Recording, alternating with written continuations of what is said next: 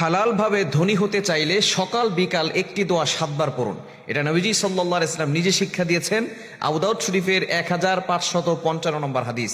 আবু সাইদ খুদরি রাদিয়াল্লাহু তাআলা থেকে চমৎকার হাদিসটা এসেছে, যাদের হালাল ভাবে ধনী হওয়ার ইচ্ছা আছে এবং সম্পদশালী হতে চান, ঋণ থেকে মুক্তি পেতে চান, তারা এই আমলটা অবশ্যই করবেন। নবীজি সাল্লাল্লাহু আলাইহি ওয়াসাল্লাম একবার তিনি যাচ্ছিলেন, আবু সাইদ খুদরি রাদিয়াল্লাহু তাআলা তিনি বলছেন, এটা আবু দাউদ শরীফের 1555 নম্বর হাদিস।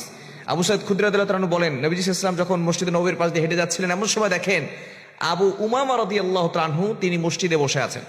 নবীজি সাল্লাল্লাহু আলাইহি ওয়াসাল্লাম ডাক দিয়ে বলেন, ইয়া আবা উমামা, ও আবু উমামা, তুমি এমন সময় মসজিদে কেন যে সময় নামাজের ওয়াক্ত হয় নাই? আবু উমামা রাদিয়াল্লাহু তাআলা ডাক দিয়ে বলেন, ওগো নবীজি, দুশ্চিন্তা ঋণের বোঝা আমাকে মসজিদে নিয়ে আসছে।